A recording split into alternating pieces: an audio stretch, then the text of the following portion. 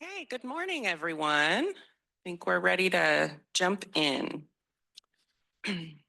So I will now call the June 25th, 2025 SANDAG Mobility Working Group meeting to order. And before we move forward, I would like to ask our interpreter to introduce himself and go over how to access interpretation. Go ahead, please. Good morning. Announcement from the interpreter. To use interpretation feature, please go to the bottom of the Zoom screen where the meeting controls are. Click on the interpretation icon, world, and select English as your language. If you're joining through the Zoom mobile app, cell phone, tablet, etc., please press ellipsis, then interpretation, and then choose your language. Finally, click on mute original audio to not hear the original Spanish low in the background. Headsets are available in the interpretation room. If you're in the meeting room, please check out the headset from the receptionist in the lobby. Aviso por parte del intérprete. Para hacer uso del servicio de interpretación, favor desplazarse a la parte inferior de la pantalla de Zoom, donde aparecen los controles. Haga clic en el icono de interpretación, globo terráqueo y seleccione Spanish. Si está utilizando la aplicación móvil de Zoom, celular, tableta, etc., presione los puntos suspensivos, luego interpretación y luego el idioma. Si no desea escuchar el audio original en inglés en el fondo, por favor seleccione Mute Original Audio, silenciar audio original. Contamos con auriculares disponibles para el servicio de interpretación. Si se encuentra en la sala de reunión, favor de pedir auriculares con la recepcionista en el vestíbulo. Gracias. Thank you. Thank you very much. So my name is Cecily Taylor. I'm the SANDAG staff liaison, but serving as chair today. Thank you all for joining for our meeting. Now I'd like to take a moment to acknowledge the land that we call home. The tribal nations of the San Diego region has historically faced injustices. We acknowledge the harmony that existed between land, nature, and its original peoples who have since endured displacement, persecution, and systemic oppression. We pay our respect to the unceded territory and homelands of the 18 tribal nations in our region, the most in any county in the United States, from 4 cultural groups: the Kumeyaay Diegueño, the Luiseno, the Cupeño, and the Cahuilla. This land has nourished, healed, protected, and embraced them for many generations in a relationship of balance and harmony. As members of the SANDAG community, we acknowledge this legacy. We aspire to learn from Indigenous traditional knowledge and experiences in undoing the injustices of the past. Now, please join me in the Pledge of Allegiance. Pledge allegiance to the flag of the United States of America and to the republic for which it stands, one nation, under God, indivisible, with liberty and justice for all.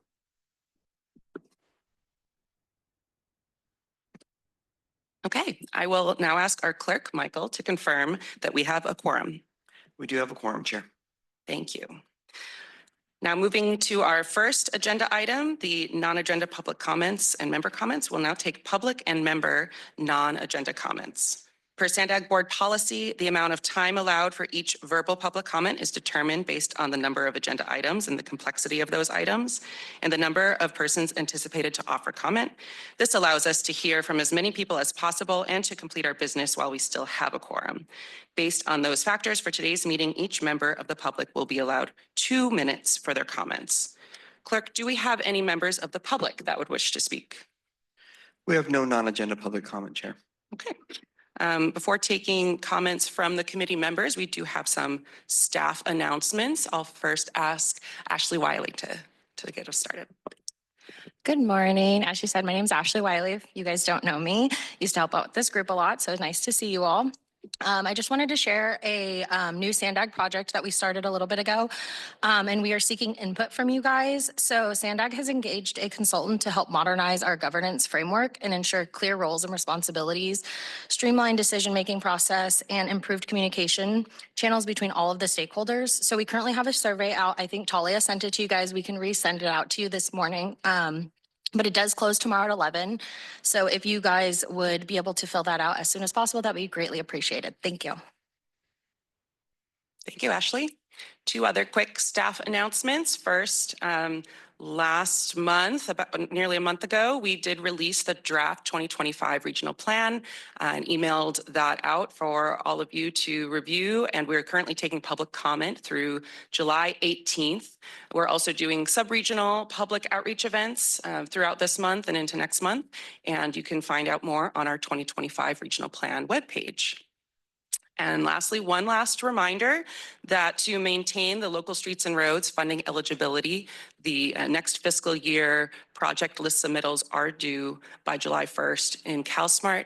We did send an email with that, I think several reminder emails, so hopefully that is in the works, and we'll send one last final reminder following the meeting today. Those are the rest of our staff announcements. Are there any member comments for non-agenda comment item? Yes. I have one, Phil Trom, City of San Diego. So just wanted to share that we've been working on an update of our bike master plan, which was last done in 2013. So been a number of years, and we released at the end of last month our State of the Network Engagement Summary and Best Practices memo, if anyone's interested in following that effort. Thank you. Any other non-agenda member comments? Okay. Then thank you, everyone. We'll now move to the consent agenda. The consent items today include approving the April 10th, 2025 and the May 8th, 2025 meeting minutes. Before we proceed with approving the consent items, do we have any public comments? We have no public comment, Chair. Thank you.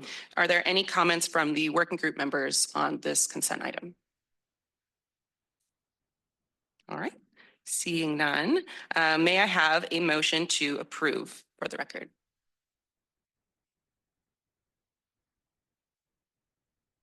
I'll make the motion. Oh, thank you, Chula Vista. Do I have a second? El Cajon, second. Thank you. So I have a motion by Chula Vista and a second by El Cajon. All in favor, please raise your hand.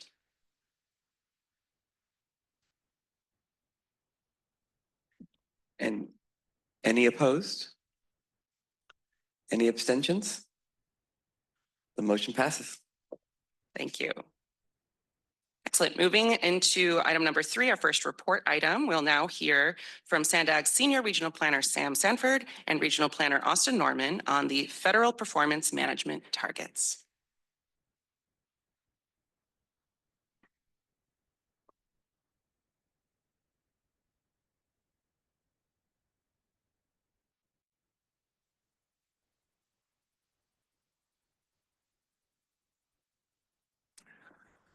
Good morning, Chair. Good morning, Mobility Working Group members. Pleasure to see you this morning. So my name is Sam Sanford. I'm joined by my colleague today, Austin, and we're here from SANDAG's regional planning team to provide an update on federal performance management. On item 3, this item is really focused on targets for pavement and bridge assets.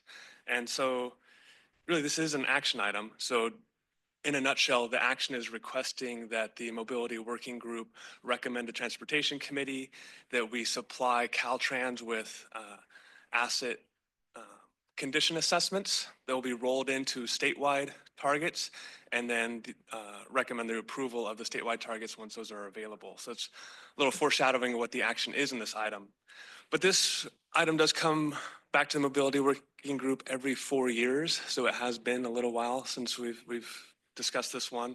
Has a 4-year performance cycle, and as the Metropolitan Planning Organization, SANDAG is required to set these targets. These are federally mandated.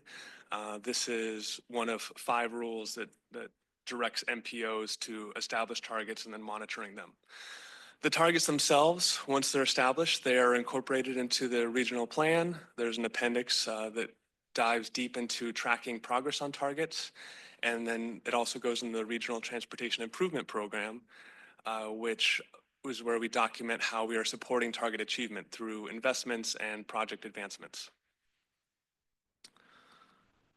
So a little bit about this performance area. This is Performance Management Rule 2, or PM2 for short, and it's the rule that directs us to develop pavement and bridge targets. Now, the intent of these performance targets really is to inform planning and programming and continue the development of performance-based planning and programming. This is focused on a subset of our transportation system, so it's not the entire county. It is on the National Highway System, or the NHS. That's included in today's packet as attachment 1. It's also in a slide in just a minute. Ultimately, Caltrans develops a statewide Transportation Asset Management Plan, a TAMP, and in that statewide plan, there's these statewide targets for all the measures within this rule, and that's what staff is recommending that we support for the target development process. So the approach has been investment-based. So Caltrans provides resources, a tool and data that they have available to understand as we invest a certain amount of money into pavement and bridges on the NHS, we can expect certain conditions in 4 years and into the future. That process has been refined over the last 3 cycles, is continuing to get better. One piece that's slightly different this year is Caltrans is requesting that MPOs provide what our target approach is going to be by the middle of August, August 15th. And so typically we would have an opportunity after the Transportation Asset Management Plan is finalized through the CTC, and then the MPOs would go through and finalize their targets. This time, Caltrans is requesting that MPOs establish those targets in advance. So really, we're looking at the process and the inputs and seeing if recommendation supports that effort. Now, the data that Austin's going to cover in just a few minutes is really focused on the locally owned NHS. So some jurisdictions, San Diego has quite a few NHS facilities. Some jurisdictions have 0. So it is a subset of the network. Caltrans the Caltrans headquarters has their own data for all Caltrans facilities. So the interstates and the state highway system, that's not included in the slides that we're about to share with you. And then the question comes up, if there are no penalties for not meeting the targets. It's just required that we establish the targets. I want to make that piece clear. And I'll pass it on to Austin to walk through some of the details. All right, thank you, Sam. So on this slide, we're looking at a map of the National Highway System in San Diego County, and the performance measures in the TAMP apply to the network displayed here. And we have the wider dark pink lines that represent the interstate portions of the NHS, and the lighter, more narrow lines that represent non-interstate portions of the NHS. And in our report, as Sam said, we focused on those locally owned non-interstate NHS segments. So the narrow pink lines, which include roads like Palm Avenue and Imperial Beach, El Camino Real in North County, and El Cajon Boulevard, to name a few. And in the legend, you'll see icons for ports of entry, port terminals, intercity rail stations, San Diego Airport, and military facility access points. Since entrances to these facilities are on the NHS, those smaller road segments are included in the network as well. And once Caltrans completes their TAMP, we will have asset condition targets for the entire network on this map for both the pavement and bridge categories. And on the next slide, we'll take a look at the investment analysis process. So on this slide, we have the Performance Target Analysis tool, also known as the PTAT, which was provided to MPOs by Caltrans to help determine expected infrastructure condition. And looking at the upper portion, Part B is where we add in investment, deterioration rates, cost estimates, cost escalation or inflation. And then the tool accounts for the size of the locally owned NHS in our region to produce the chart below, which estimates future asset condition. And Caltrans provided some default inputs for the tool based on historic investment values from the State Controller's Office, which we use for the pavement category. And for the bridge category, we opted to use more up-to-date investment information from the Regional Transportation Improvement Program, or RTIP. And so the only data we adjusted here were those bridge investment values, and the rest of the data that we used in the tool was provided by Caltrans. And so this analysis helps produce our condition estimates shown on the lower half of the slide, which I will review next. So starting with pavement, we're looking at the 4-year condition estimates for locally owned segments of NHS in our region. And for context, that's about 1,170 lane miles of pavement. And as a reminder, all other metropolitan planning organizations in the state are completing a similar process to create the statewide TAMP. So starting on the left column, we have the 3 asset condition categories, good, fair, and poor, which are set by federal regulation. And in the middle, we have the current asset condition as of 2023. And on the right, we have the estimated condition of locally owned portions of the NHS based on the analysis using the PTAT. And so if we walk through the condition changes, assets in the good category are expected to increase by nearly 4%, fares expected to shrink by about 6%, and assets in the poor category will increase by about 1.5%. And next, let's look at the condition estimates for bridges. So for bridges, we're looking at estimates based on the PTAT analysis for approximately 1.5 million square feet of bridge deck area on the locally owned NHS in our region. And so on the left, we have the same three asset condition categories, good, fair, and poor. For good, we estimate that conditions will improve by about 6%. Fair is estimated to decrease slightly by 2%, and poor is expected to decrease by about 4%. Now I will hand it back to Sam to discuss some of the next steps. Thank you. So just a little bit of context on these two as well. So on the locally owned NHS pavement statewide, so San Diego County has about 2% of the entire state. And then on bridges, San Diego County has 0.6%.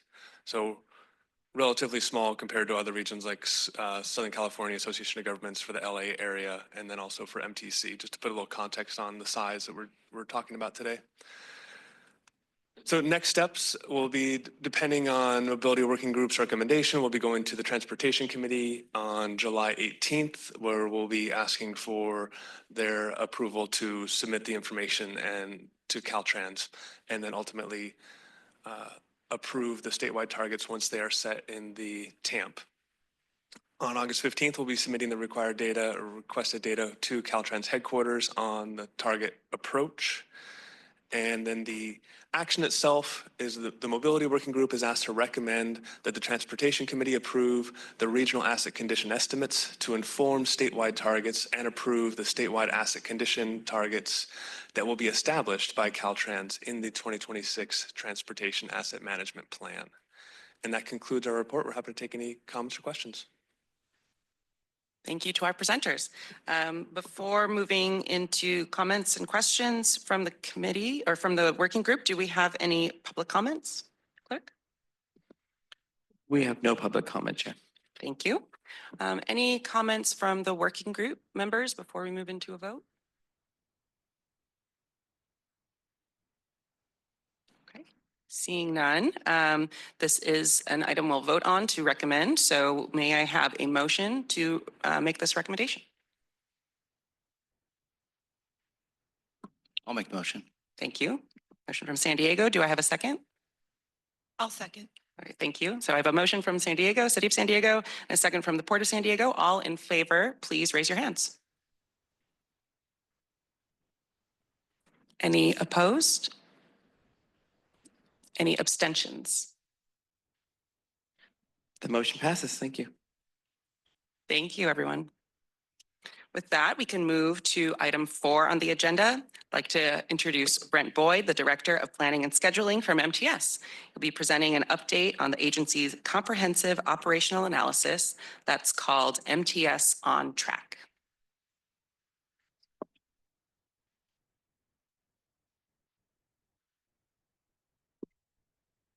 Morning, everybody. Brent Boyd, Director of Planning and Scheduling for MTS, and thank you for having me here. I'm going to talk a little about MTS, our past ridership trends, what's coming up with our budget, and a project that we're calling the Comprehensive Operational Analysis and our outreach efforts associated with that, which we're calling On Track. So I'm going to roll through that. Overall, ridership trends are looking very good for MTS. So the chart you're looking at here is the ridership in FY19, which was the last full year before COVID. And then you see COVID striking in FY20 and really having the biggest impacts in FY21. We dropped about 60% of our ridership due to COVID, and that is similar to transit agencies nationwide. I have a chart on that next. But since COVID, we've been increasing ridership about 8, 9, 10% every year, and we're forecasting a overall recovery in the next fiscal year or so. So pretty good trends that we're looking at. In terms of ridership compared to the nation, what you're looking at here is Q3 ridership year over year. And Q3 for us is January through March. And you see in FY20, we dropped about 7% from pre-COVID, which would be FY19. And then again, the big drop in FY21 and the recovery since then. Through FY25, we're down about 5% from what we were pre-COVID. Those are the red bars. You compare that to the gray, and those are the national trends. So you see how MTS is doing compared to the national trends. We're recovering at a much greater rate than the nation as a whole, which is a pretty good sign.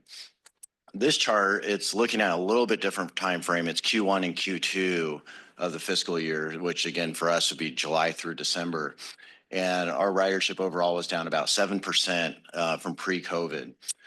We are in the top 25 transit systems in the country, along with all the major transit systems that you can think of.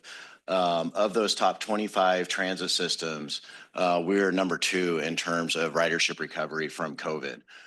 New York City Bus is above us, but beyond that, we're above most of the other major transit agencies in the country. So again, we're seeing some pretty good trends.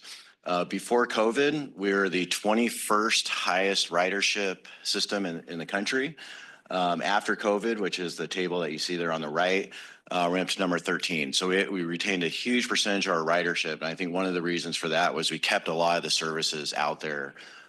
We did not have any major cutbacks for the most part. We kept as much service out there as possible. And I think the ridership has responded to that. You'll notice that of the 12 agencies above us, 4 of them are based in New York metropolitan area. And then you have the other major transit cities, DC, Boston, Chicago, Philadelphia, and so on. Most of the other metropolitan areas that are our size or developed in conjunction with San Diego, we have higher ridership. Houston, Dallas, and so on. Areas that are much larger than San Diego, we have higher ridership than. So the transit ridership in San Diego has really responded well lately. So we're seeing a lot of great trends. Again, the second fastest growing transit ridership in the country of the top 25 transit agencies. The number 2 system for light rail. So the trolley is considered light rail. San Diego was kind of the renaissance of light rail in the United States. We opened in 1981. We were the first new light rail system to open in decades. And now you can barely go to a city without light rail. You can't find a major city without light rail. Of all the cities with light rail, we're number 2, right behind Los Angeles. Los Angeles has a 2-cent sales tax that has really led into expanding their rail system significantly. So they've been building like crazy over the last few decades. So they're number 1, we're number 2 in terms of light rail ridership. We've seen a huge increase in youth ridership, and that's probably in response to the Youth Opportunity Pass. Everybody 18 and under gets free transit in San Diego, and that's through support of SANDAG. That's a regional-wide effort. 67% of our riders are using MTS to get to work or school. So we're really benefiting people by being able to get to their jobs or being educated and so on. And then we're also seeing a big increase in choice riders. Our special event ridership is just exploding. All the events at Snapdragon Stadium, Petco Park, and so on. We're generally carrying 15 to 20% of the gate at those sold out events. There's a Padre game this afternoon. You'll see jam-packed trolleys in downtown after that game. We're also seeing a significant increase in leisure ridership. So all those trends are good, but then we forecast out our budget over the next several years. And this pie chart is the upcoming fiscal year, fiscal 26 operating budget. And what you'll notice here is the blue piece of the pie is our fare revenue. So we're about 19% of our operating funds are covered through fares, and that's considered a fare box recovery rate. And that's generally pretty good compared to the rest of the country. The standard used to be 20% throughout the country. It used to be about 35% at MTS. Since COVID, those numbers have dropped significantly for us and for the nation as a whole. Then we get a number of other sources of funding, which will come from the state, comes from Transnet, comes from federal sources, advertising revenue, and so on. But I also want to highlight the piece in the upper left, the gray piece, the 13.1%, and those are reserves. So that's money that we've taken from our reserves to be able to operate the system today, and we've been doing that over the last few years. So that's something you don't typically want to do. You don't want to take your reserve funding for annual operating costs. But we're doing it this year to balance our budget, and the next couple of years to balance the budget. We're using a significant amount of one-time funding, which would include the reserves, would also include moving some money from capital to operations, and also includes COVID funding. There's a lot of COVID funding that came from the state and federal levels. That money is running out, and that's considered one-time funding. So you'll see in FY 26, 27, and 28, we have over $100 million structural deficit, but we're able to cover that with that one-time funding. We're projecting that one-time funding to run out in FY 29, and we're projecting a fiscal deficit of, again, over $100 million. You see our overall operating cost is about $500 million. It's 20 to 25% of our overall budget. So it's a huge, huge fiscal cliff that we are facing. Why are we facing it? I think every transit agency across the country is dealing with this. Most of the local jurisdictions are dealing with this. Any public agency across the country, for the most part, are dealing with these issues. The costs are increasing due to labor rates and the cost of goods and materials. The costs are just going up, and the revenues are not following those costs. We have not increased our fares since 2009. We have a monthly pass of $72. In 2009, that was the rate that we went to. Still $72. If we had increased at the rate of inflation, it'd be $110 now. So while the costs are going up, the revenues are staying equal, but they're not keeping up with the cost. So that increases the budget gap. And the level of local funding. So we have this chart here showing the sales tax revenues of various cities in California. In Los Angeles has a 2-cent sales tax that's dedicated mostly to transit. The Bay Area and San Francisco, 1.5 cents. And then we have the Transnet sales tax here, 0.5 cents, but that funds transit, highway expansion, and a number of other things. The local share for MTS is estimated about 1/8 cent. So you see how we compare to other agencies across the state and generally across the country. So how are we addressing our fiscal cliff? Again, that's what we're calling it. We've done a few things lately, including delaying our implementation of electric buses. So that's been a big issue lately. There's a mandate to go to a full fleet of electric buses, and MTS is committed to that. But the electric bus conversion is expensive right now. Zero emission buses are about twice as much as a regular bus and go about half as far as a regular bus. So it's a significant resource investment to convert right now to convert from regular bus fleet, CNG, and so on to a zero emission fleet. So we were considered early adapters in the electric bus conversion. We just implemented a rapid route down in Imperial Beach and Otay Mesa. That's mostly electric buses, and we have other electric buses in the fleet. So again, we were considered early adapters. We're allowed to postpone our implementation a little bit. We've been working with the state on that. We've also shifted funding from capital to operations and maintaining service levels at the January 25 levels. We had actually had plans to increase the Blue Line to UTC. Right now it operates every 15 minutes between downtown and UTC. The plan was to go to 7.5-minute service through COVID funding, but we had to delay that. So we were in full planning mode to go to 7.5-minute service, but we're no longer doing that. Hopefully in the next few years, we'll be able to. We're working closely with CTA on transit efforts statewide and transit operations funding needs. Again, MTS, we're not the only ones in this boat. Everybody in California, all the transit agencies in California are dealing with similar issues, and we're working with the state. Our CEO is the president of the CTA right now. She's been working with the state a lot on those efforts. We're contemplating a ballot measure and other subsidy revenue increases. If we do a ballot measure, we're looking at the potential of November of next year, 2026, but that's all up in the air right now. We are doing outreach to outreach and polling to see how successful that might be. Also maximizing non-revenue opportunities, advertising, naming rights, et cetera. And we're doing a passenger fare study. I mentioned how our passenger fares haven't increased in 15 years. We're working with SANDAG right now to look at the possibility of increasing fares. SANDAG they oversee the regional fare ordinance, and they adopt the fares that would cover the entire region, covering both MTS and NCTD. So MTS, NCTD, and SANDAG are all working together on this FAIR study. And then we're implementing this comprehensive operational analysis, a COA, and that's a project that just kicked off. And I'm going to talk a little bit about that in detail. What is a COA? It basically is a project that transit agencies use nationwide to do an in-depth analysis of their existing services, where it's working, where there could be improvements made, and so on. It's analysis of current and potential ridership, travel patterns, demographics, current and future land use, our operating costs, and performance in relation to Board Policy 42. What Board Policy 42 is our adopted vision and criteria to evaluate transit services and implement changes. And we have about 20 performance indicators that we look at, and we track those quarterly and annually, and we'll evaluate our services in accordance with that policy. We've done a few of these recently. We did one in 2006, which restructured the system almost entirely. I think 75% of the routes were affected.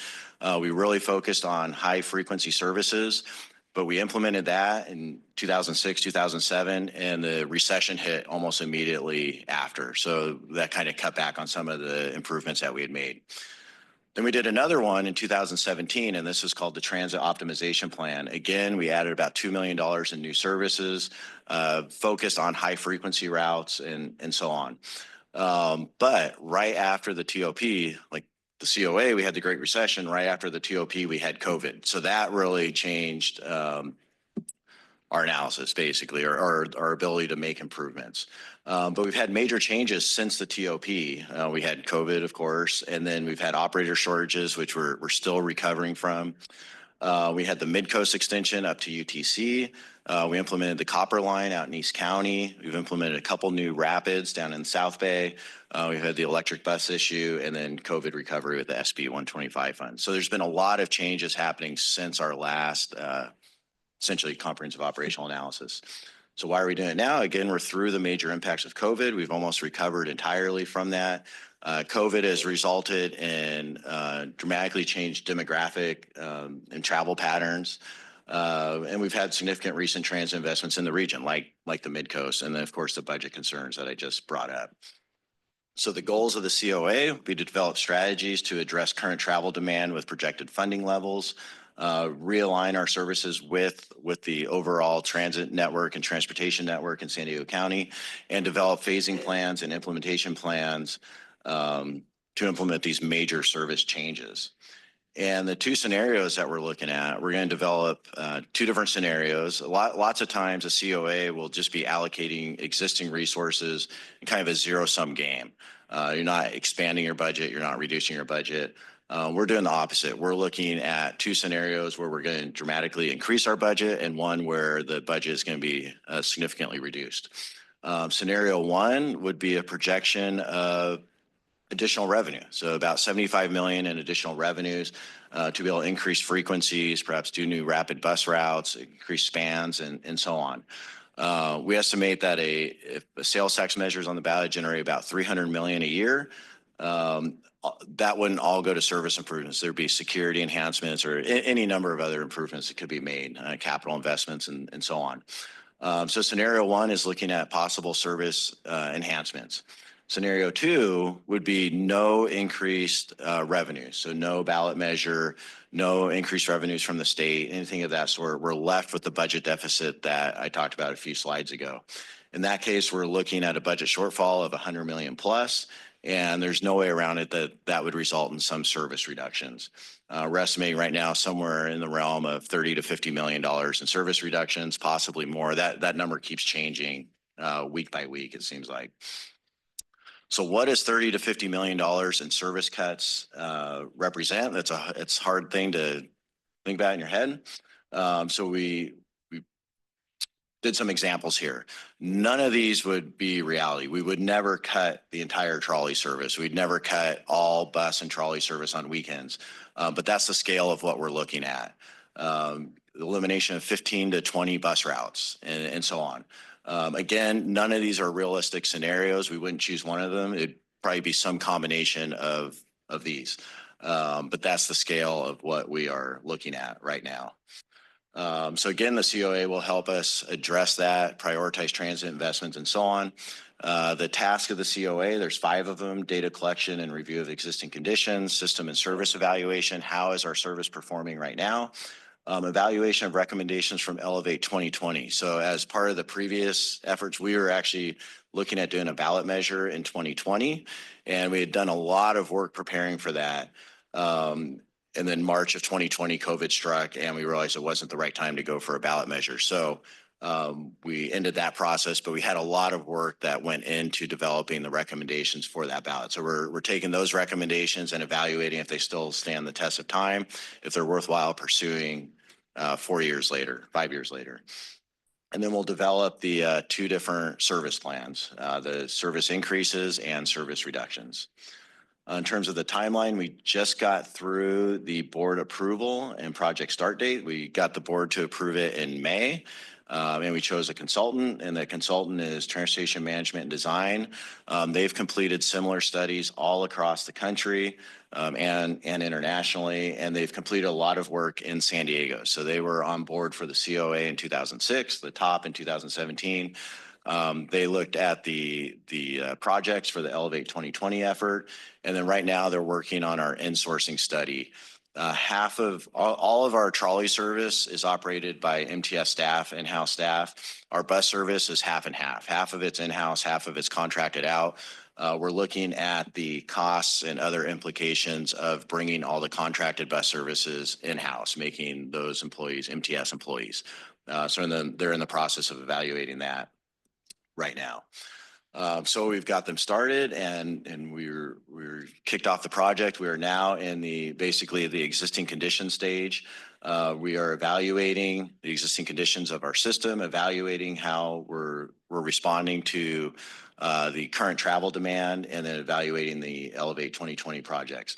We'll have all that done in fall of this year, hopefully by September. And then we're going to take all that information and start building the future plans, the service enhancement plan and the service reduction plan. We'll have all that ready to go by the end of next year, and we'll implement, whatever direction we go. If we get more funding or we don't, we'll start implementing those service changes in January of 2027. At least that's the plan right now. This whole effort, it's not great to brand this as a comprehensive operational analysis to the public. That sounds kind of too wonky or too nerdy. So we're branding it as on track, and we're going out to the public. We've been going out a lot over the last several weeks and the last month or so. We've been having transit center pop-up events. We've been going out to planning group meetings, other community group meetings, and so on. And that's going to continue through the summer. This picture that you see here in the upper left, that's one of our outreach events at a transit center. We have a tent, and we have 8 buckets, and we're asking people we give them 3 pom-poms, which are these little balls, and we ask them to prioritize what they think MTS should invest in. And there's different options for increased security, lower fares, better frequency, more span, more weekend service, more technology, and so on. So there's 8 different buckets. We give them 3 balls, and they can prioritize where they think investments should be made. And they could put them in 3 different buckets, or they could put all 3 in one bucket. And we're taking that information, and we're going to give it to the consultant to evaluate and see where we can make improvements in our transit services. We are doing that through the summer. We are going to have an online tool for that. So if you don't see us out at a transit center or one of our community events, we're going to have an online tool in July, I believe, which will allow you to go online and basically do that exercise online. So that'll be coming out soon. So again, we've been all over the region, and we're planning to be at more places, again, basically through the summer. And then we'll bring back the results and start evaluating our service plan changes in the fall. And this is a website for our outreach efforts. So that'll have all the information on the events that we're at, or how to contribute, and so on. So that concludes the presentation. I'd be happy for any questions or comments. Thank you so much. A lot of great content there. And I know we're all thinking about funding, and the MTS budget will be going to the Transportation Committee in a few more weeks for approval. So wanted to share that overview with you all and share about the study as well. Yes. Hi, good morning to all. My name is Mario Orso, for those I haven't been able to meet yet. I work here at SANDAG also as the CEO. And I wanted to spur this subject and really create a conversation between all of us. And look, times are slim, but this is the time where this group and other groups like this, and later today, I think a lot of your city managers are going to be here in the office, and we're going to be chatting of joining forces and figuring out how we move forward certain priorities that are important for each of your regions and for the entire county as itself. And the magic of this group is we're all here together and we can start, the collective brains and knowledge and knowing where the buckets of funds are within our own regions or agencies, where maybe we start generating a conversation on priorities, but also leveraging and partnering to a higher level than what we've been doing. And I'll give you an example, and it's not to pick this entity at all, but knowing that MTS has just presented, the example I'm going to give you is the Blue Line. The Blue Line trolley is the workhorse north-south of the transit system in South Bay. 2.5 million, 2.1 million people a month, Brent, something like that, right? That number is impressive, to say the least. In 2 months, you move more people in the Blue Line than what you move in 1 year in the Lausanne corridor of people. Just to put it in perspective, we need to make that line more efficient. And one piece could be great separations. I don't know if somebody's wanting to clean. Oh, they're cleaning. I go, somebody wants to come to our meeting. But and I've gone to meetings with the city of Chula Vista, and they say, oh my God, the Gaylor, huge development has come in.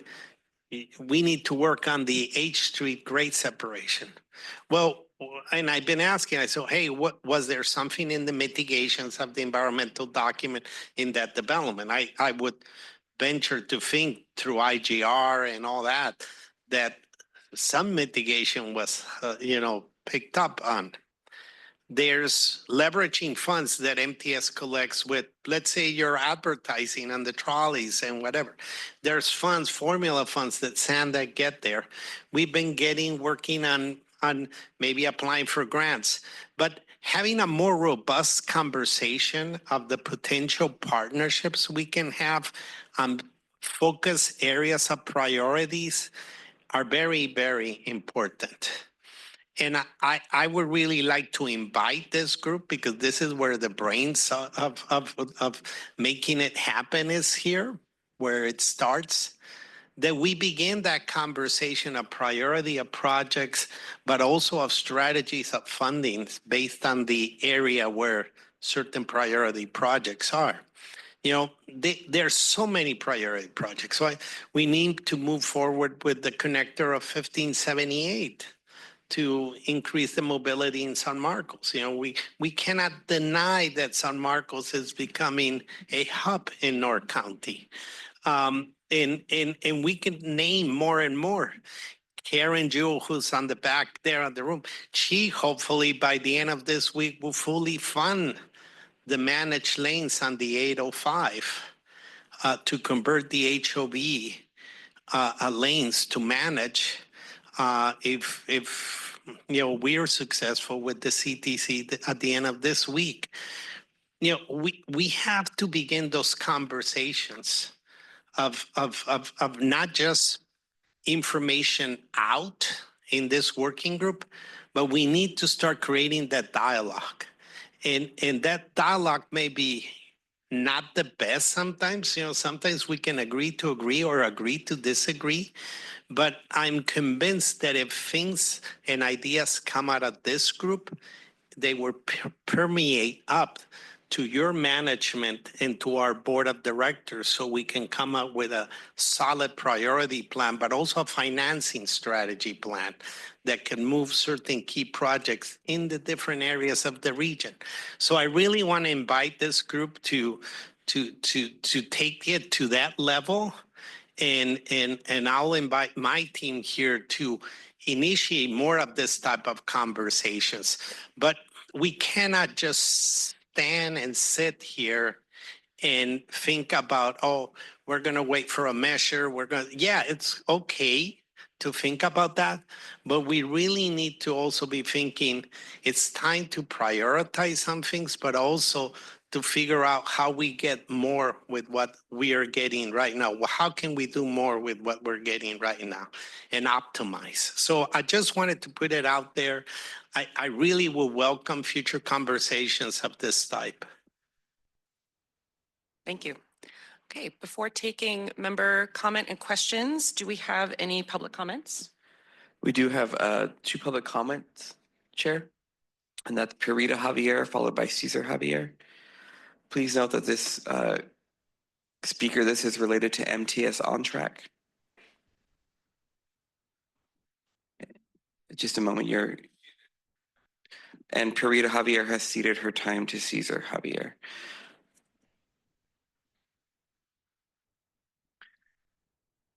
Just a moment while we get the microphone.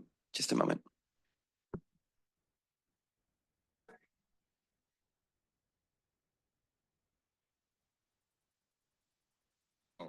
Thank you. Thank you, SANDAG, for this privilege. On this particular item, we could only say, the limitation. We are just traffic light, seniors, San Diegans. In a simple language, warning light, we call yellow. Corruption equals monopoly plus discretionary without accountability, meaning minus accountability, that we could say warning light. And I think that is the goal of our CEO, to publish, to herald, to bring about this we call crunch in our economic resource. We have deficit and projected to have more deficit, meaning less money. Not only money, but tangible assets like what we have now, the physical mobility, a class compared to other countries. But that is not the end. It's good, better, best, but there is always room for improvement. Our CEO has mentioned priorities. That is the most important at this point in time. And what is that priority? We have to educate everyone, San Diegans, region-wide, because we will be the one impacted by this process. We have no question about the process, but we have a doubt on the impact day by day. That's our goal. Why? Because we are your tentacles. You are our support system. You must be. We should be informed. And that's within the principle by the Constitution we call transparency. Proposition 59. Tell us, tell everyone. Proposition 65. Tell us the hazard, tell us the danger, tell us the crisis. Warning light yellow for all of us. We are the target of all this governance, survival of mankind, to bring about a very cohesive, strong society not only the physical aspect, but this one. And therefore, it goes along the priority on the vital necessity for life. Clean air, clean water, clean food. Look around. Even our food now is substituted, alterated, adulterated. You know that? What we ate yesterday here during the networking, I have to chew it slowly. It's not the real meat. It's not the real dairy. Metaphor in our process. So excellent, our dear CEO. I know the moral ascendancy of your well-being. Thank you for that. And this is a privilege to confirm that. And I hope our political forces would be guided by that, because without moral dimension, no matter how intelligent you are, hiding the hidden agenda, if I may redundantly describe it, it's bad, not only for ourselves, but for the entire region, humans. Thank you, Mr. Javier. Your time has expired. That concludes our public comment on this item, Chair. Thank you, Clerk. Moving into member comments. Any comments or questions? Yes. Hi, question for Brent. I'm wondering if the recovery that you're seeing across MTS is seen equally on trolley and bus lines, or are you seeing ridership higher one versus the other, or certain bus lines? So it's pretty interesting. So initially with COVID, bus dropped significantly more than trolley, and trolley made a much quicker recovery than bus did. Part of that was Midcoast extended right after COVID, right? COVID hit in March of 2020, and then Midcoast was extended in a year and a half later. So that added trolley riders and reduced some bus riders, because you're replacing some bus routes with trolley riders or trolley lines. But still, the trolley recovered at a much faster rate than bus. But bus, over the last couple of years, has now been recovering at a quicker rate than trolley. So trolley is actually, I don't remember the specific numbers. I have it elsewhere. I can send them to you. But trolley is now about 3, 4, 5% higher than pre-COVID. Again, it's helped out because we have Midcoast extension to UTC. So that alters the numbers a little bit. But I think even without that, we'd be about even with trolley, and then bus is down probably about 15 or 20%. But bus has been recovering at a much quicker rate. My theory with that is most of the school service is covered by bus routes. So a lot of the kids going to school are on the bus, and those schools are really hit hard with COVID. You close schools for a while and so on. But it's been an interesting dynamic. So for sure, trolley recovered faster, but now bus is on a quicker recovery rate. So. Any other? Oh, yes. Yeah, one, and maybe just to piggyback on Trisha's question about the specifics. In great presentation, Brent, and it seems like this is really well timed trying to get to that sort of 2029, 2030 fiscal cliff. Question would be on the ridership characteristics, and the upswing is tremendous. Thinking about Mario's partnership question, how can we sort of, or can you give us a little bit more insight on maybe what's driving that from the programmatic side, maybe the youth opportunity passes, or I know it's the city, we have a citywide employee pass now, all the way through route characteristics, right, of different bus services and how we can support in partnership different roadway improvements that match those type of services. So just wondering if TMD is looking at that, if you're sort of kind of getting more granular beyond the sort of trolley bus split about what services maybe are more productive and how that can inform the COA. Oh yeah, 100%. So we'll be looking at that from a couple different angles, and they're evaluating how well the service is being used now, of course, but that's only how well the current service is being used. They're also looking at OD patterns in the overall region, People that aren't using transit, why not? Do we need to make better OD links in particular areas? We'll be looking at demographics throughout the entire county and identifying areas that would have a higher propensity for transit that are not using transit and trying to figure out why not, and so on. And we'll be identifying areas that use transit at a higher rate than we anticipate. So we'll be looking at that from a number of different angles. In terms of evaluating the current service, we'll be getting into a lot of details. Right now, we kind of evaluate on a route by route basis, and then we'll look at stop data and so on. But we'll really break it down to segments of each route. You know, some segments perform better than others, and could be depending on a number of different factors. We'll be looking at segment by segment, by time of day, day of week, all that kind of stuff. So we'll be looking at it in a lot of detail. Does that answer the question? Yeah, that's great. Thanks. Yes. Hi, good morning, Brent. Thank you Morning. for the presentation. I have a couple of questions just to wrap my head around it.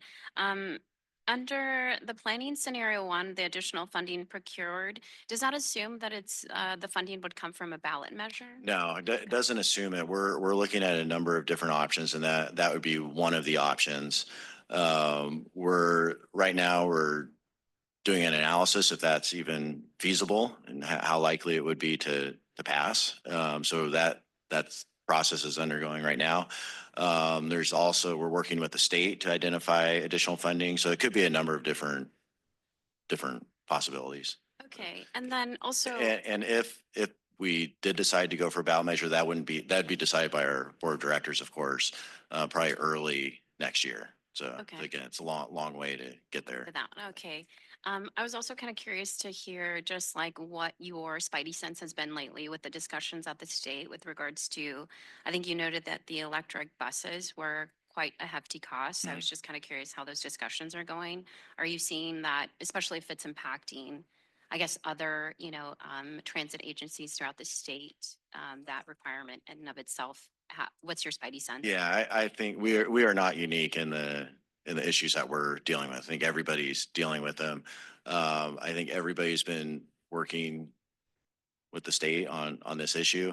I haven't been directly involved, so I can't. I don't know all the details, but I know there's discussions going on. There's been no, as far as I know, there's been no delay in the mandate to convert entirely.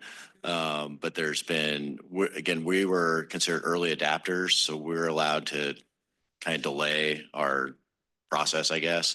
We're still obligated to meet the state deadline, which I believe is 2040. But those discussions are ongoing, and I think it would be kind of interesting, I think in general, because it is an issue across the state, Yeah. I think I would be kind of interested in hearing any continuous updates on that front, because Okay. there could be an opportunity to also send support letters or additional lobbying efforts with regards to those efforts, just, aligning with the state, I think, with regards to GHG and where we want to go and, meeting our targets in that form. But if it, turns out to be, worst case scenario that we're having to cut our services, I think that would be a detriment to our communities. And then the other thing that you mentioned too was that you've already started to get feedback from the public. I'm just kind of curious as to what they're sort of prioritizing post-pandemic. I think generally with the public, that you always see more service, really. So more frequency, more span. So far, we have seen input about additional security, more service, more hours of service, essentially. One of the things that we're not seeing a lot of is we have an option to reduce fares, and that's not high in the rankings at this point. But we're early in the process, and we'll evaluate that at the end of the next couple months. But those are some initial observations. I think, and the other thing that I'll note just, so we have, a significant military footprint within the San Diego region. Yeah. And I think, what we're having these conversations, SANDAG is very aware that we have a lot of just, at each of the installations, we're trying to figure out how to get people from point A to point B and C and such. And they're coming from all parts of the region. So I think if we could continue to, stay educated, as a member of the public noted, continue to stay educated on this issue, I'd be kind of curious to see sort of some additional trends from the reporting. So once you do conclude sort of the task 1s, 2, and 3, the existing conditions, I would be kind of curious to see what you see in particular from the military perspective, just in terms of ridership and services and where folks are coming from and who is writing, those public services.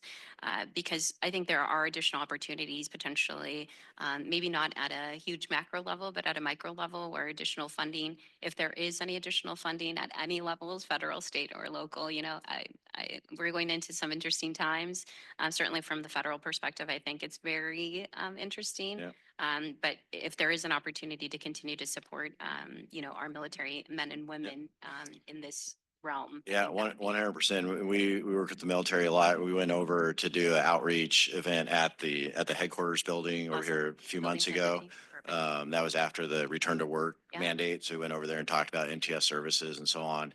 And then we had the executive director and others over at our building a couple weeks ago and kind of sat down with our CEO and discussed interests of the military and kind of joint interests. So that discussion will certainly keep happening. Yeah, I think. And we're members of or we attend the military working group. Perfect. typically. Yeah, I was just going to say, I was like, let's continue to maintain those open lines of communication because I definitely think that if there is any opportunities for funding, which we know that there's some consistent streams that will continue to stay. But for those if there are other opportunities to support you in different ways, we know that, our military men and women do benefit from those services as well. So we want to make sure that we're supporting those efforts. Great. Thank you. Yes. Thank you. Thank you for the presentation. I have two questions. One, you mentioned that the fare box recovery rate now is 19%, right? I think you mentioned as well, it used to be around 30%. I think San Diego was doing really well. Probably was the best in the country, as far as I know. Yeah, we've always had a pretty strong fare box recovery rate compared to. Right. I think it seemed to me that it's reasonable to definitely consider increasing fare as an alternative, at least one of the alternatives. I think that just makes sense because inflation in the last few years has been pretty rampant. My other comment is that, yes, service reduction will be part of the solution as well. And I have experienced that myself personally, since I worked for Santee in the last 10, 15 years. We've gone through 2 rounds of service reduction. And I think our service has been reduced by at least 50%, that's my impression. But we have been, keep in mind that the people who mostly rely on this kind of service are mostly low income, seniors, and the disabled. And they have no other options. So I think we definitely have to keep that in mind as well. Not just looking at yes, I love fare box recovery rate. Definitely the higher the better, because that makes it more sustainable. But we can't look at that factor alone. I think we have to maintain some basic level of service, maybe a baseline level of service. Because the way I look at this transit service at this point, it's not only as transportation, but it's kind of a social service as well. But for people who solely rely on that, because I work for the city, I get complaints from people like that. People ask me, "Oh, how come I don't have any service? For seniors to go to see a doctor or see a friend, for shopping and that kind of things." So just want to keep that in mind as well. Thank you. Thank you. In regards to the fares, again, we are doing a fare study right now, and that's being led by SANDAG with help from us and NCTD. So that's something that is definitely being evaluated. That's probably going to take place over the next year or so, I would guess. So we're certainly looking at that. And yeah, totally note the comment about service in Santee. We were out at the one of our events was at the Santee Street Fair a couple weeks ago. I was out there and talked to a ton of people out there that were using transit and rely on the trolley and the bus. So definitely good input. Thank you. Any more comments or questions? Okay, well, thank you, everyone. I thought that was a good discussion. And this was a discussion item only. So with that, we can move on to item 5. We will hear, rather than the presenter noted in the agenda, we have our senior researcher and modeler, Joaquin Ortega, stepping in to provide an overview of the 2024 State of the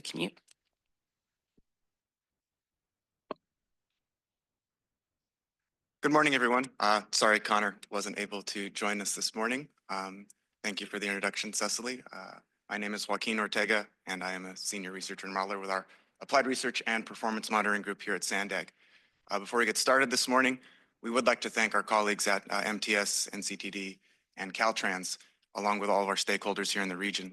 The State of the Commute is a look at data in the whole region, and it requires a regional effort. So we'd like to really thank everybody for another successful implementation of this. While we are presenting a lot of data today, I would admit that I am not the subject matter expert on all the data that you may be seeing today or all the items that we may be discussing. And so if I don't have an answer for you all, I will make sure to follow up and get a satisfactory answer to you all. So today, I think what we're going to be taking a look at is a brief background and history of the State of the Commute at SANDAG, some performance recommendations that have been made over the years for the State of the Commute, new items in the State of the Commute that have appeared in the last couple of years, and we'll have a very brief demonstration of the online dashboard that's currently available on the SANDAG Open Data platform. We're not going to go over all of the details on the dashboard today. We're going to have a very brief demonstration of that.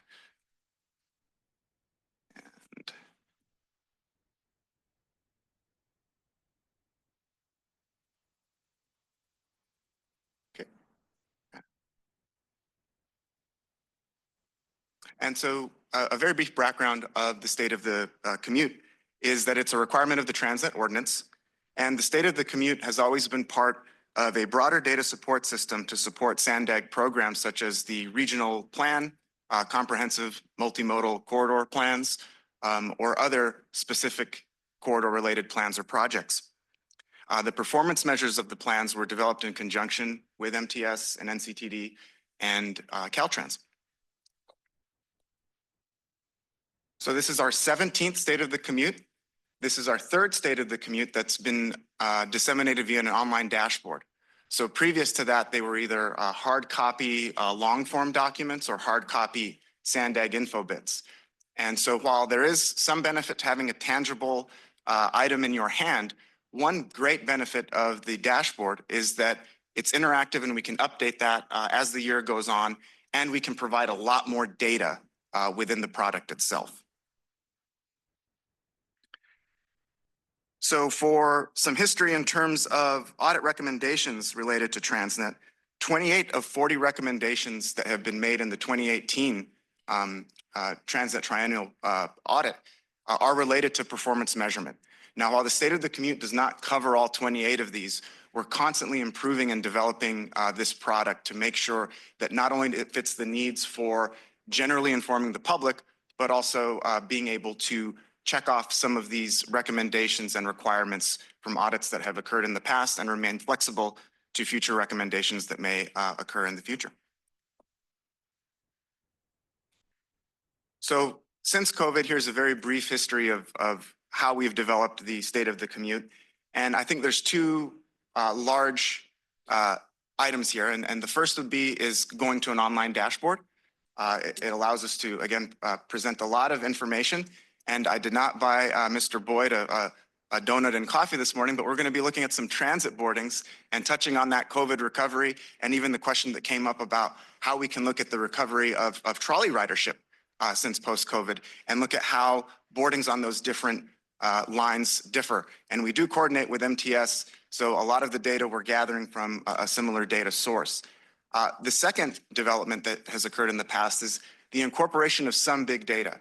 And we're approaching that in the most prudent and modest way that we can, because while big data does offer us insight to certain characteristics on the system that we might not normally have real-time telemetry for, it is commercial data. So there are limitations to how we can share it, how we can make it available to the public, and maybe what we can keep after that big data agreement is expired. So as opposed to maybe some of the transit boardings or freeway performance data that we're going to look at today, we have a lot more flexibility with that data to share as opposed to big data. So it's a evolving product that we're trying to incorporate into many of the processes that we're doing here at SANDAG, and we'll definitely be keeping groups like this updated moving forward. So here are some specific items broken out by year in terms of what we're doing. And I think one thing that we're going to be looking forward to adding to next year in terms of items added for 2025 is we are going to be launching later on this year our comprehensive transit ridership dashboard. So we are in an agreement with a new software vendor. The hardware in terms of the passenger counting hardware on board our transit vehicles in the region is currently underway, and we're very much looking forward to launching that application sometime later this summer or in the early fall. So that concludes the slide presentation. I'm going to go over the, let's see, why don't you share my screen? Yes.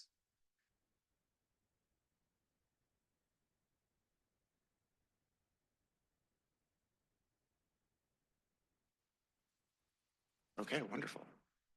So here is the webpage for the State of the Commute through the SANDAG Open Data Portal. And what we're going to see here from a very high-level summary is we're going to go into kind of a high-level summary that covers many different modes, some roadway data, some transit data, very brief economic data, some safety data, and we're even going to take a look at some pavement condition data that Sam and Austin covered in item number 3 today as well. And we're also going to conclude with a brief look at some active transportation data. So here's kind of the panel for some key findings for 2024.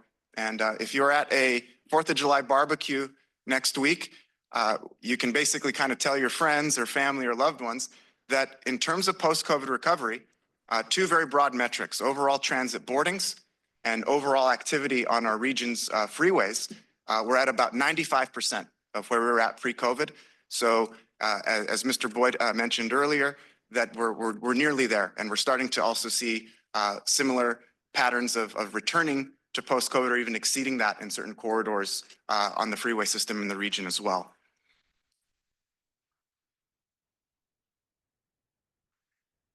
So part of the overall findings too is that while traffic collisions have been on an ascent in years past, we did observe a decrease in injury and fatal collisions measured in the system for 2024. One important caveat about safety data and some other data that we're going to be taking a look at, or that you may be taking a look at if you open up the dashboard yourself, is that some data has a lag and might be provisional. And safety data is one of those things due to investigations or other ways that incidents are closed out. So usually there's about a 2-year lag in terms of making the safety data a little bit more solid. The same goes for some economic data that we'll be briefly looking at in a little bit. That again is a great selling point of the dashboard, and that we can update that data as opposed to it being, we might have gone to a printer and printed a document and that's it. But this product can be a little bit more flexible and dynamic with us moving forward. So this regional economic landscape that we're seeing is that while population and employment are staying relatively level, we do see a slight increase in the gross regional product for the year 2023. So we're very much looking forward to how that data for 2024 looks and incorporating it into the 2024 State of the Commute. Moving on to highway travel, we have a dynamic map here that shows selected highway corridors in the region and travel times and level of congestion on that corridor. Now, one important note in terms of the telemetry that we're able to get from the highway system is that it's the travel time as reflected being on the freeway. So your access time, either maybe waiting for a ramp meter or that leg of your trip from home to the freeway, or once you alight from the freeway and get to your destination, that won't be reflected in some of these travel times. But one of the advantages that we do have, again, with the dashboard is we're able to incorporate a little bit more of data that we wouldn't maybe normally include in a printed edition of the State of the Commute. And I believe for some of these pieces of data, you're able to export or download the data yourself if you'd like to take a closer look. We also have areas of known congestion on the region's highway and freeway system, and we can kind of look into that and pan and investigate that.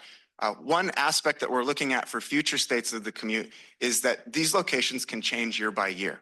And what we'd like to do is maybe incorporate a little bit more performance monitoring moving forward. And so while maybe individuals are finishing up the school year this year, we might want to create maybe like a class of 2024 and maybe look at that in a few years of where they're at now and how those congestion spots are performing in the future. And one of the benefits of that is we can actually look back. So in areas where the region has made investments in many modes, we can look to see if the freeway congestion data has either improved or stayed the same or maybe not improved. Here's a further breakdown of traffic safety that one can take a look at, and it breaks it down into other varieties of incidents that can happen, and also again keeping in mind that the data for 2023 and 2024 should be considered provisional. Getting into some of the transit boardings, again, what Mr. Boyd had touched on in the previous agenda item is that we are seeing we're very nearly there in terms of post-COVID recovery. And these are combined boardings on both NCTD and MTS. And so we're able to look at that. And as we progress down into the tool, we can see things like passenger miles, revenue miles, and passengers per revenue mile.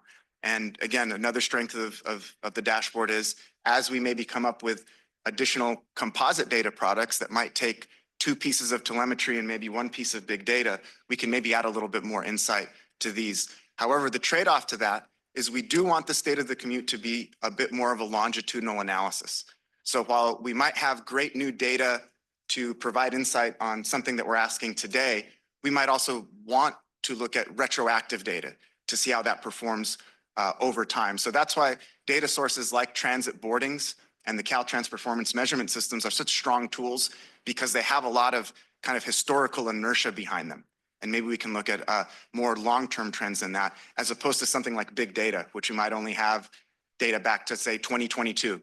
So you don't have a lot of pre-COVID insight maybe there. Further, we can take a look at transit routes by ridership, and we can see what Director Orso had mentioned earlier, that the Blue Line is the workhorse of our region's transit system, but these are the top 10. And one of the nice pieces about this dashboard specifically is that I believe we have multiple years going back to about 2022. So as this product evolves, we're going to be able to add more and more detailed and robust historic data to this product here. And again, here's a breakdown of regional rail ridership. So we can see that the Blue Line trolley has exceeded pre-COVID. Green Line and Orange Line are still kind of trying to maybe fill in a little bit of that gap. And we're even able to add in some of the provisional boardings of partial of the copper line. So we're going to start to kind of see that emerging. And we can actually also see that in the Rapid dashboard, where the data for Rapid 227, that route that does run very similar to the previous fixed route 905 that MTS operated. Again, that opened very recently, so we won't have any data for prior to that service operating. Going into, there's a very brief look at specialized transportation, and we can go into that, or if you have any questions, we can discuss that. And the bike section is broken out into what I would call 2 main sections. One would be kind of the engineering outcomes of the active transportation program in terms of what is actually out there on the ground. And one very interesting aspect of this graphic here is our colleagues in the GIS group, Geographic Information Systems, were able to leverage some machine learning for aerial photography and then coordinate with local jurisdictions to ensure that where they identified possible new active transportation facilities within that jurisdiction, that it could be added to the tally. One important part about this figure is we're not currently able to disaggregate the amount of facility by maybe funding type. So, you know, the Transnet or local funding or other maybe specialized grant funding. We don't really have that yet. We're more focused right now on getting that full inventory and then working with our colleagues in project management and finance to see how we can add in more characteristics in terms of what type of hat or brand that facility might have. But as you all might be aware, a lot of these projects are implemented with many different funding sources or other resources. So it's hard to maybe brand one particular project with one particular funding source. Now getting into actual trends and use of selected bike facilities in the region, we can see that overall 2024 biking trends at these specific locations. And again, I'd like to emphasize this isn't a broad view of bicycling in the entire region. It's only on the facilities where we are collecting data. It's nearing the pre-COVID or the intra-COVID bike boom, where a lot of individuals were choosing to bike to maybe get to places or get physical fitness or get fresh air during the pandemic. One very interesting aspect about this stacked bar chart is that we can see on certain facilities like 30th Street and North Park, we actually see usage exceeding that COVID boom, while maybe some other facilities are still trying to recover from that. And again, the real value and strength of data like this is we can add more locations as they come online or as we get more data. And finally, kind of getting into some local road data, we do have some ADT volume data, and this is reflective of our big data sharing agreement. That's why a lot of the ADT is shown in ranges. One of the limitations of big data is we're not exactly allowed to share precise data. So again, we're going to kind of get impressions or composites of some of this big data to share and provide insight. But this is an emerging and maybe a re-emerging trend where we might be reinitiating contact with local jurisdictions to find a efficient way to get that ADT data that we can make more available, gather, warehouse, and make available to the public. This is a new addition to the State of the Commute, and this is a visualization of the Caltrans TAMP data that Samuel and Austin spoke about earlier this morning. And you can zoom in on the map and see those 3 different pavement conditions. And this is another emerging data product where we would really welcome and we're going to investigate ways to incorporate any local pavement condition data that our stakeholders have collected and make it a more comprehensive data product moving forward. And same goes for bridge conditions. This is also indicative of what Sam and Austin were able to show earlier this morning. And with that, I think that wraps up our very brief demonstration. I'll pause here and hand it back to Cecily, but thank you all very much. Appreciate it. Thank you for sharing that. Okay, do we have any public comments on this item? Yes, we do have a public comment from Purita Javier and Cesar Javier. And Purita has submitted a slip to cede her time to Cesar Cesar and Purita. I am having the privilege time ceded on my behalf. So can I proceed with my 4 minutes? Yes, just a moment. Just a reminder that this is regarding the 2024 State of the Commute. Would you agree to cede your time for me? Sure. Would that be? Yes, that'll be 4 minutes. Go ahead. Thank you. It's a privilege. It's not the right to stand here. And thank you, SANDAG. We are all students, learners. The design and implementation of these plans at this state and condition conceptually is an experiment. And so we are finding ways to make this experiment into a real product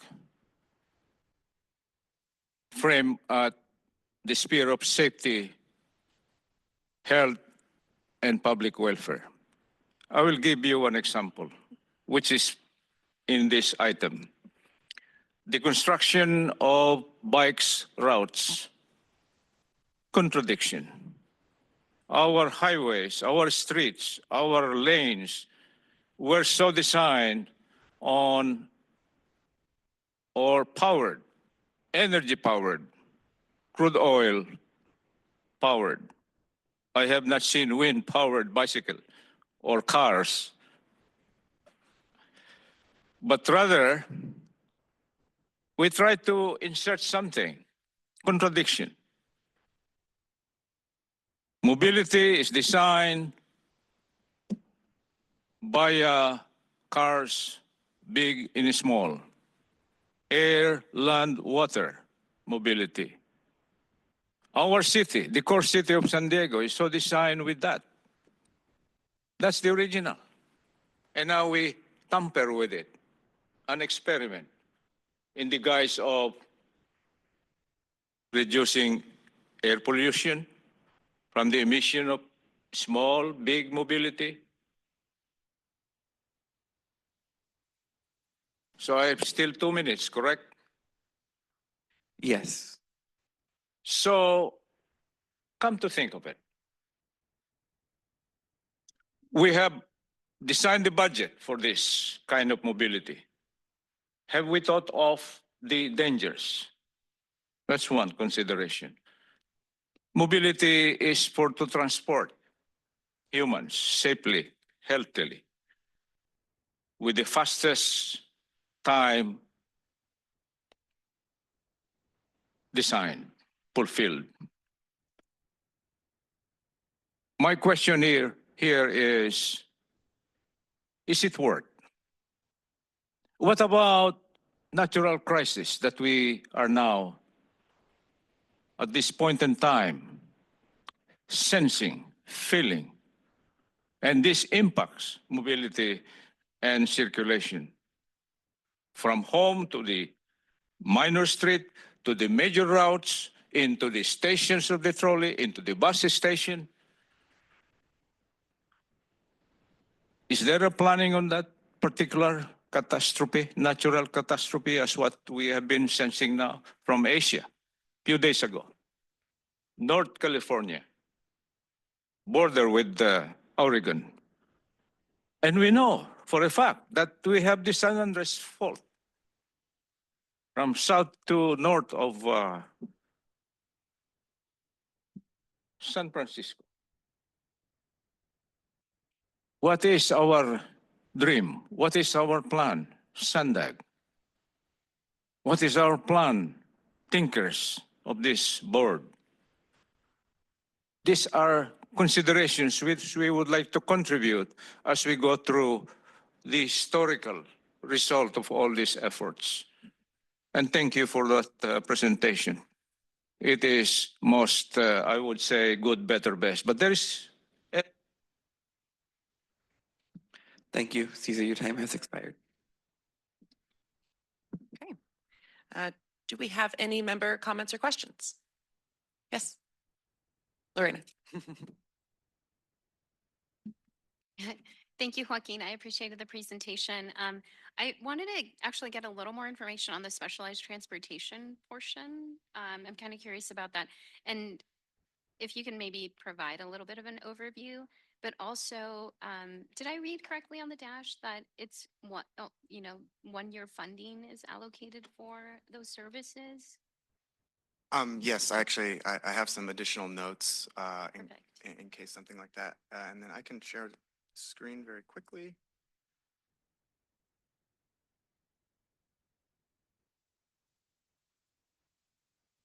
And I believe some of the additional context will be in the endnotes on the dashboard. Copy.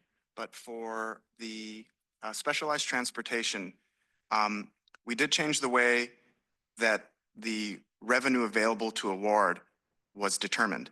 And instead, it was based more on actual figures from Transnet, which decreased the average award amount from 3.2 million to 2.8 million, which represents a 13% decrease, which indicates that the program was a little bit more competitive. And that's why it seems like it's less in 2024. Cycle 11 died down and cycle 12 began, which reflects the new average funding level, which is the total amount possible for operators to invoice for. So if there's any specific, and I know this has been an item of discussion and possible action at other boards and committees here at SANDAG, and so we would defer to their expertise on that, and we just like to provide a very brief snapshot of kind of the performance of one aspect of the specialized transportation program. Copy that. I feel like I have heard, just generally tracking a little bit of this issue because I do think that it's a much needed service. So I was kind of curious about that in terms of the trends. And then I have to say, I do really love the idea of the class of 2024 concept. I think tracking historically, like as a point of reference and overall performance measure, I think that's great. I just wanted to note that. And then the other question that I had was just in general, are annually, do you consider any additional categories, or does the dashboard generally stay consistent within these buckets of information just because of that longitudinal approach that you had mentioned? I think the one real strength of the state of the commute and how it relates to Transnet is that any recommendations from the auditors, at least for the state of the commute, aren't very prescriptive. And so we can introduce new data or new pieces of information if we think they're relevant. One very big aspect of data that isn't really brought up in the Transnet ordinance, but that we all deal with right now is vehicle miles traveled. So there's really not a lot of language in Transnet that says vehicle miles traveled has to go one way or we shall do this. But we know that subsequent legislation at the state, federal, and local level has caused, the agency to have to account for that. So that's where I think the state of the commute is really nice and where we can keep it flexible, but we would always defer to try to make it a little bit more longitudinal. But for example, things like big data or the pavement condition data, which, some cities in the region are just implementing maybe an electronic data collection of that pavement condition index. And so we would love to get new data. I think what we would want to avoid is getting a little bit too far out into the future and maybe relying on nascent pieces of data that we think are going to come our way.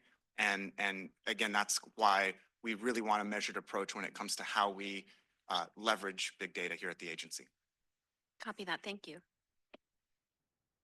Yes. Thank you for the presentation. I have a question regarding the dynamic map, the highway and transit travel times map. On the map, you can click on the link and then that tells you from origin to destination and the travel time in the peak hour. So for example, this particular one, which is of interest to us, is ISR 52 from Santee to University City. The 2024 average travel time in the AM peak is listed as 11.6 minutes. And it shows a reduction compared to pre-pandemic. That was a 28%, 28.3% reduction. I really question that number. The reason is this freeway used to be, based on the previous State of Community report, used to be the most congested freeway in the entire region. In terms of a travel speed, not the travel time, because it's not the longest, but it's the slowest. So with that 11.6 minute travel time, and I use from Santee, the Mass Boulevard, which is the very west end of Santee. If you travel from that point to 805, not even quite University City yet, a couple miles short, that translates into a speed of 69 miles an hour. I can tell you that that's absolutely not possible in the morning. So I'm wondering, how was that data collected? Was that from big data? So the data is collected from the Caltrans Performance Measurement System, which has hardware all throughout the corridors here in the region. One important note is that the morning peak period is defined as 6 a.m. to 10 a.m. So all of those travel times are aggregated together. So one aspect that we might want to incorporate in future states of the commute is maybe a peak hour or a peak half hour travel time. The challenge there is that peak hour is going to vary depending on the corridor and the direction of travel and maybe even the day of week. And so that is one of the trade-offs with this longitudinal approach to the state of the commute. I believe the peak periods and the routes that we selected for the state of the commute were developed with our colleagues at District 11, and those periods were kind of defined very broadly. And the travel times are estimated with a departure time of 8 a.m., but the corridor performance is kind of averaged over that entire 4 hours. So that's something that we can look into a little bit more clearly to make sure that the data coming from PEMS is accurate and make sure that we can kind of validate that. But it is something that also comes up in our travel demand model. The first 16 years I was at the agency here, I was involved with the travel demand model, and it's the same way in terms of the assignment periods, is that a lot of the trips that are made at the shoulder of those peak periods tend to lower that peak period travel time that you may see when congestion is the most acute. Right, that may help to explain, I'd say partially, but I don't think that explains the whole thing, because if you look at it from 6 to 10, that's 4 hours. The worst probably from 7 to 9. During those 2 hours, the average speed, because I've done a quarter study on that, average speed is no more than 30, 25, around 25. And if you look at the Google travel time for that period of time, Google travel time gives you 18 to 35 minutes. I think average probably 25 to 30 is reasonable.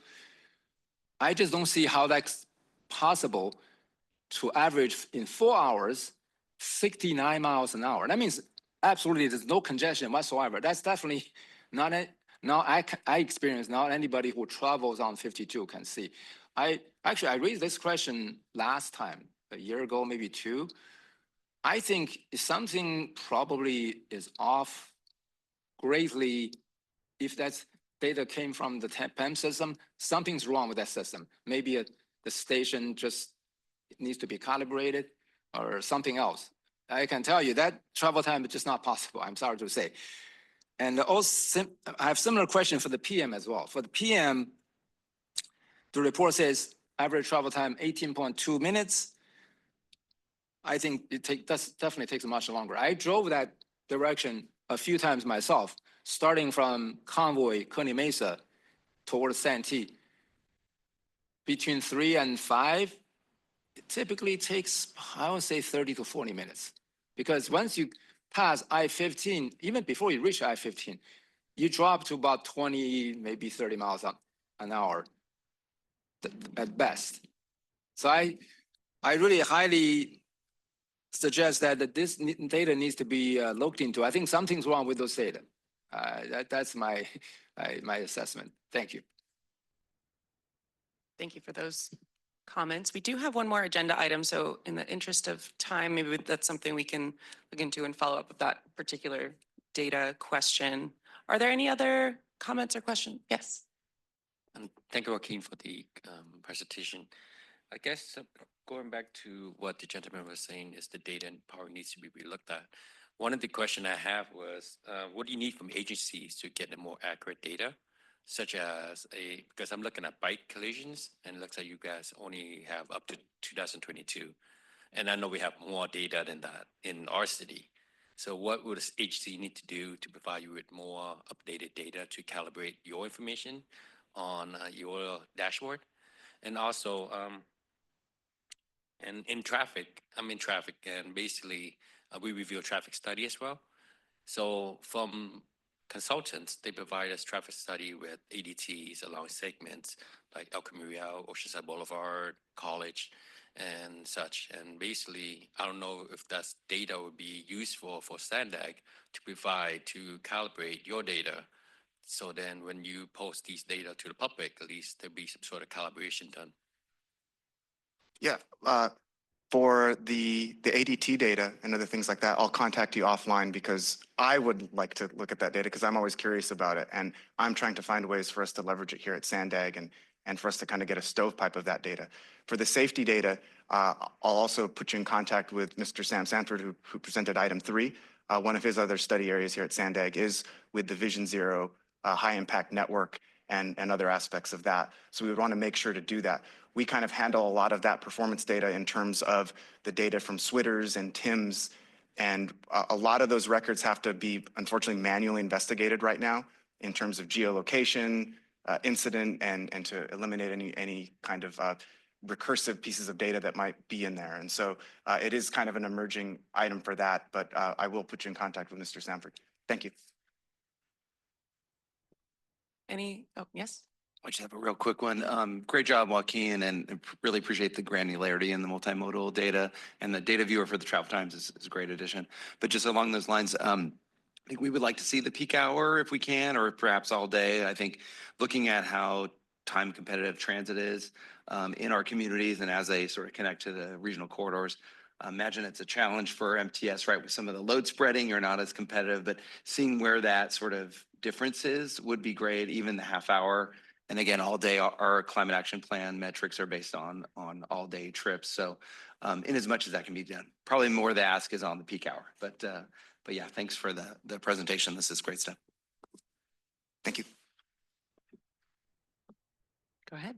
Hi, Joaquin. Thank you. I had a quick question. I know that this has been an ongoing issue, and you alluded to it at the beginning of your presentation, the fact that the travel times are only measured from the point where you get onto the freeway and then you exit the freeway. One of the issues that we've seen in the past with the state of the commute is people wanting to do a comparison between transit travel time and automobile travel time using this data. And with, bus or trolley travel time, you can measure it from point to point. So it's a much different measurement. Is there any ability in the future to do more travel time specific or more granularity on a full auto trip so that those kind of comparisons are more realistic? I believe it's possible. We'd have to do a little bit more investigation in terms of how we would take a look at sources of data like PEMS and also big data to try to take a view of a door-to-door travel time or something more comprehensive to that. It is a performance measure in the regional plan where that is a door-to-door travel time within the transportation demand model, but it would be limited to where we can collect the data and where we think the data is reliable. Big data may have some data related to that, but we would have to investigate it, just like we found some issues with other big data that we chose not to move forward to other groups here at the agency in terms of how they would use it in their work as well. Maybe just a clarification.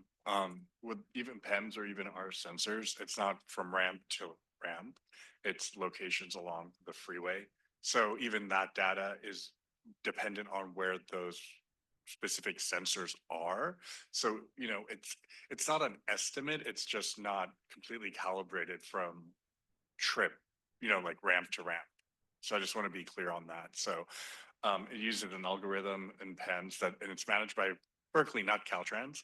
So it's that algorithm that gives you some of that information based on those sensors and as vehicles pass. So I just want to clarify that a little. Any last comments or questions? Okay. I think we can end this item. I know we are getting close to time. If folks would be able to stay maybe 15 minutes later. I know our last item is brief, just kind of looking if that's generally going to work for folks.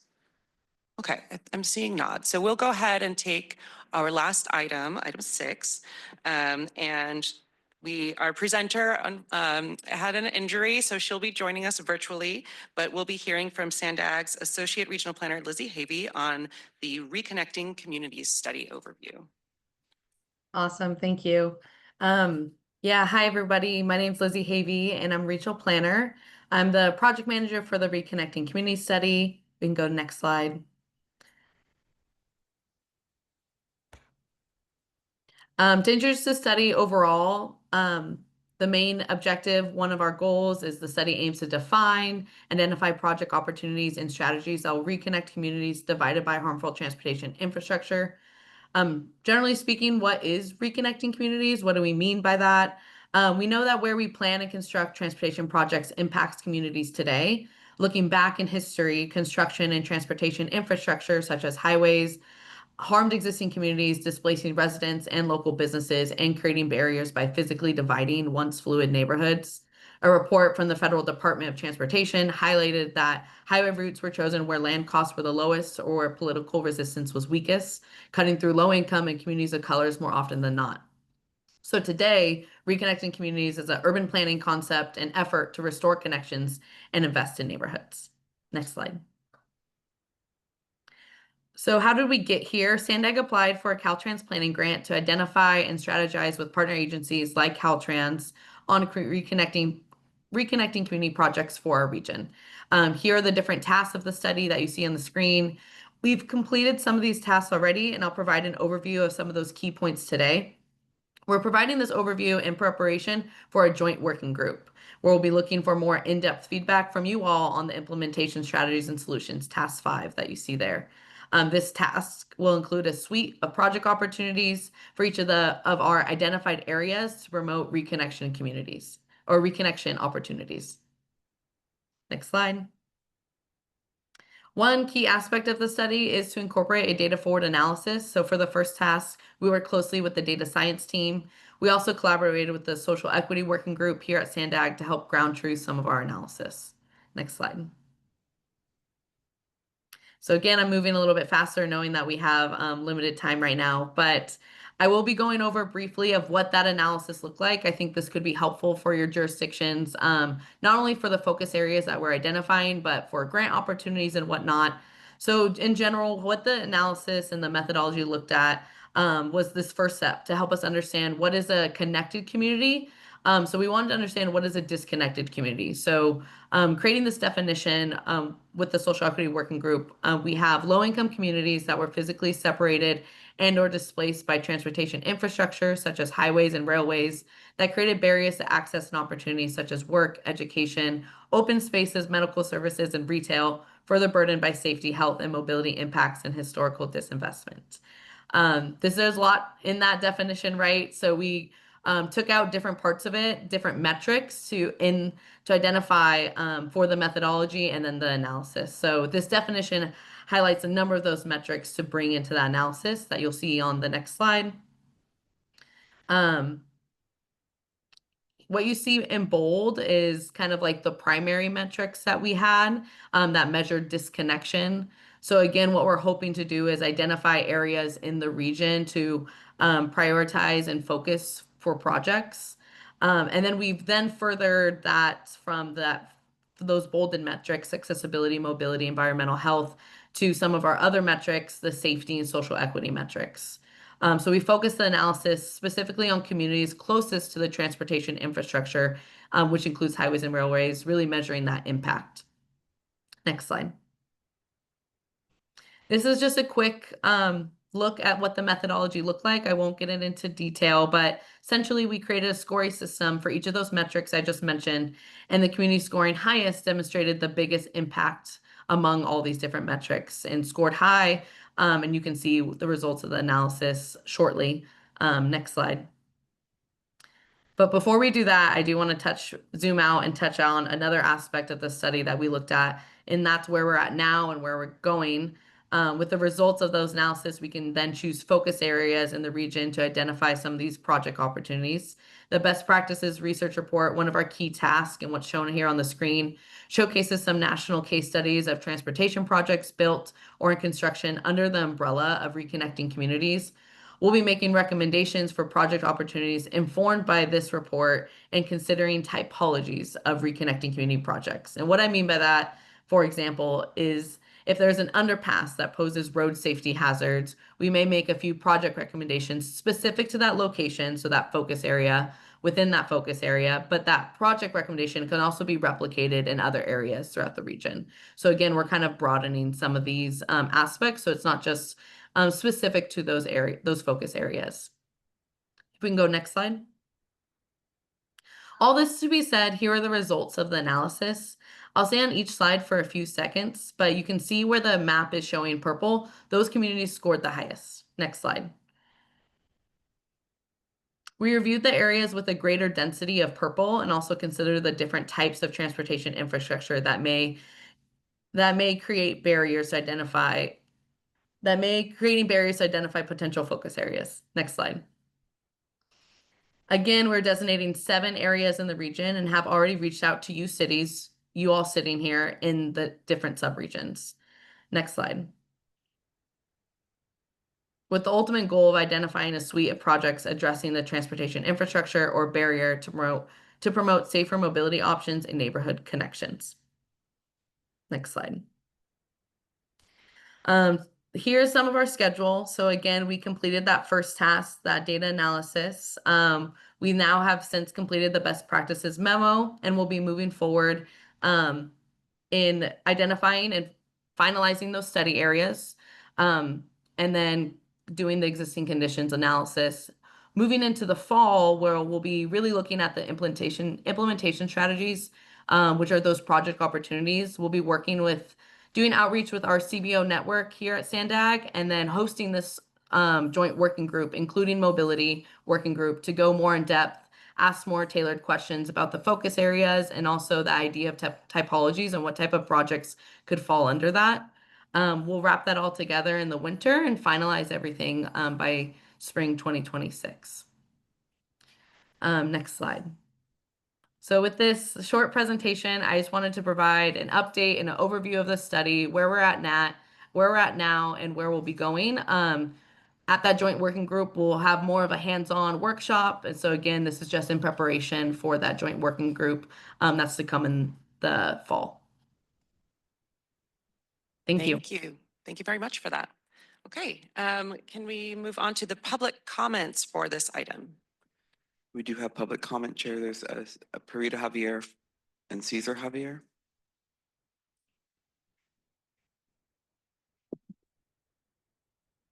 I am Rita and ceding my time to my husband, Cesar. And this Thank is regarding you, the regional SANDAG. connecting community study. Thank you. We are here not to annoy you, but rather to inspire you, because you will be experiencing our state and condition at this very, very moment. We envision a longevity in the region, like dreamers, Sandiegans, to have a centenarian terminal or destination, we call it. We began the city of Alpha, and we are destined all together to Omega City. Thank you for the presentation. It's very clear that it's a continuing effort, if only to ensure that the flow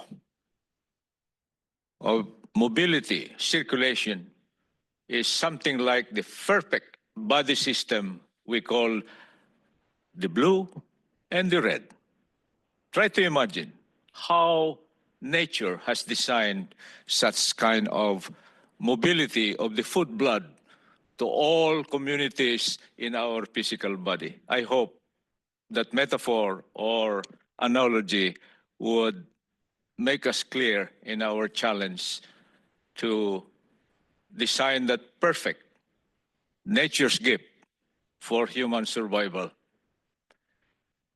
I just wonder how SANDAG has planned, aside from this modern mobility, the human capability, the human power to walk from the house through the street, whether it is paved or dirt, into the next station. California says it must be at least 500 feet, if I remember right, to the nearest mobility station. The sign of a community, the physical development of our shelter. From there, we are guided. Now, how could we do that? Thinkers. We can act. It is not across the board ruling, but rather, how could we do that? By walking? That's the rule. In order to access to this mobility with which we are really trying to experiment and hopefully perfect. The lessons learned in our research, have we really gone deeper? Have we saved money out of this continuing quest for mobility circulation? We have casted this 3 decades ago. There were already patterns. And this is what is supposed to be the blood and flesh of the presentation. We have not felt and seen these lessons. And this is the challenge why we have this continuing huddling in the hope that our intellectual gift would come out into a product we call perfect solution. Contradiction. We design mobility. For whom? for humans. Contradiction. What about the passengers now that are sick, dying, and could hardly afford to get a job, to earn money as a payment for their transportation? I would cite the core city of San Diego. Thank you. Your time has expired.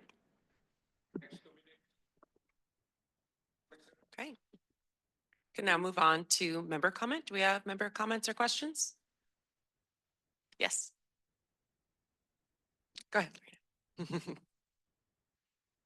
Sorry, thanks, Lizzie, for the presentation. Just two quick questions.